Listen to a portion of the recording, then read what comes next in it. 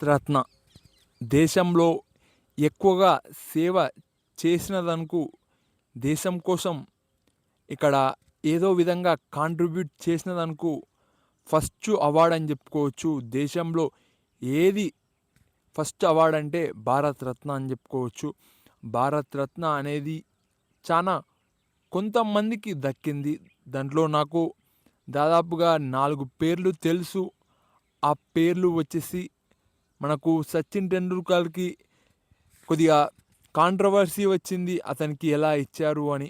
ఎందుకంటే చాలా సంవత్సరాల నుంచి భారతరత్న అనేది ఇవ్వలేదు. చాలామందికి ఇవ్వలేదు. తర్వాత చూస్తే అబ్దుల్ కలాం గారికి వచ్చింది. మదర్ తెరిసా గారికి వచ్చింది. ఇంకా మోక్షగుండం విశ్వేశ్వరయ్య అనుకుంటా. వీళ్ళందరికీ భారతరత్న అనేది దక్కడం జరిగింది. ఒక రత్నము భారతదేశానికి అని ఒక ఒక ఓకే ఒకటని చెప్పుకోవచ్చు. భారతదేశానికి వీళ్ళు ఒక డైమండ్ లాంటి వాళ్ళు అని వాళ్ళు అందరూ ఉన్నప్పుడు ఇక్కడ ప్రధానమంత్రి గారు చేతుల మీదుగా అందుకుంటారు ఆ అవార్డ్ని. అక్కడ చూస్తే చాలామంది పద్మశ్రీ అందుకున్నారు, పద్మవిభూషణ్ అందుకున్నారు. చాలా వరకు పైసలు లేని వాళ్ళు కూడా అందుకోవడం జరిగింది ఆ అవార్డులని. అలా చాలామంది అవార్డులు అనేటివి దక్కించుకున్నారని చెప్పుకోవచ్చు. దాంట్లో చూస్తే మనం వన ఓకే చెట్లు నాటిన వనగప్ప అంటే ప్రతి దానిలా చెట్లు నాటుకుంటా పోయాడు.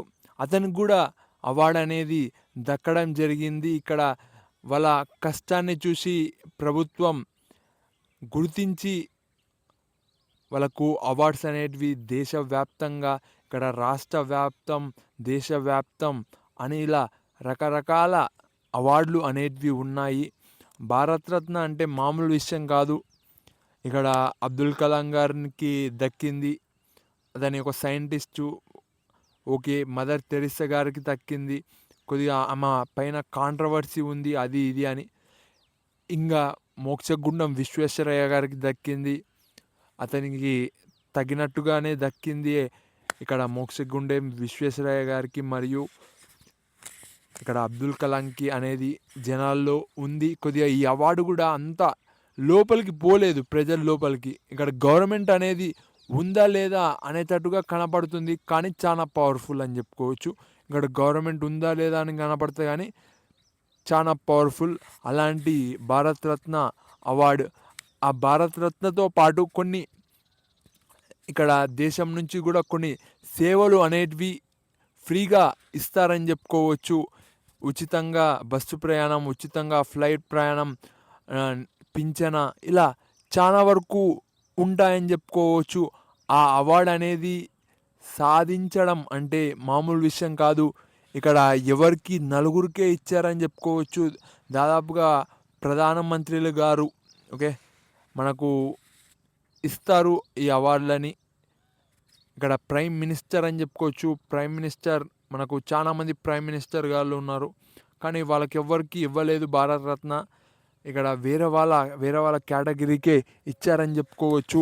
మొత్తానికైతే ఇక్కడ నేను ఏం చెప్పదలుచుకుంటున్నానంటే, మనం కూడా రత్నం దక్కినా దక్కకపోయినా మనమే ఒక డైమండ్ అని చెప్పుకోవచ్చు మన లైఫ్కి.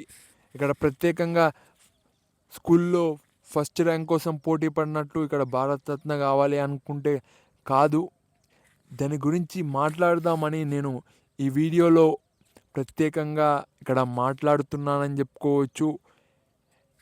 మనం క్లియర్గా చూస్తే ఎవరైనా దేశ ప్రజలు పొందొచ్చు. ఎలాంటివైనా చేసి ఇలాంటి అవార్డులు పొందొచ్చు. ఇక్కడ మనకు చాలామంది ప్రముఖుల ఒక స్టేజ్ పైన ఇస్తారని చెప్పుకోవచ్చు ఆ అవార్డు. ఒక స్టేజ్ మరియు ప్రధానమంత్రి గారు, ఇంకా దేశం గవర్నర్ గారు, కరెక్టే చెప్తున్నా అనుకుంటా.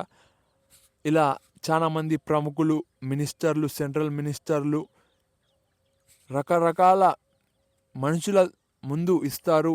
అక్కడ వేరే వాళ్ళు కూడా అందుకుంటారు అవార్డులు, వాళ్ళు కూడా వస్తారు. కొందరు చిన్న చిన్న పిల్లలు వస్తారు, కొందరు ముసలోళ్ళు వస్తారు, మధ్య తరగతి వాళ్ళు వస్తారు. మొత్తానికి దేశానికి ఏదో విధంగా వాళ్ళు కాంట్రిబ్యూట్ చేసి హెల్ప్ చేసిన వాళ్ళకు ఈ అవార్డులు అనేటివి దక్కుతాయని చెప్పుకోవచ్చు. ఈ అవార్డులు అనేటివి దక్కడం వల్ల వాళ్ళకు కూడా కొద్దిగా ఓకే, మేము దేశంలో ఉన్నాం, మమ్మల్ని గుర్తించినందుకు తప్పకుండా మేము ఇంకా మంచిగా ఉండాలి, మంచి పనులు ఇలానే చేసుకుంటూ పోవాలి. ఆ అవార్డు అనేది మనకు చిన్నగా కనపడుతుంది భారతరత్న, కానీ ఎంతో విలువ కలిగిన ఓకే భారతదేశానికి హెల్ప్ చేసినందుకు ఒక గుర్తింపు అని చెప్పుకోవచ్చు. అది మనం వంశం ఉన్నంత వరకు ఆ భారతరత్న అనేది కనపడుతుంది. అలానే కొద్దిగా సమాజంలో కూడా హెల్పింగ్ అనేది ఉంటుంది. ఇతని మనకు భారతరత్న అందుకున్నాడు, ఇలాంటి వాళ్ళకి కొద్దిగా ఇబ్బంది పెట్టకూడదు, పనులు అనేటివి ఫాస్ట్గా అవుతాయి. మొత్తానికైతే ఎవరు గుర్తించినా గుర్తించకపోయినా, వచ్చినా రాకపోయినా మనమే ఒక రత్నం అని చెప్పుకోవచ్చు మన ఇంటికి.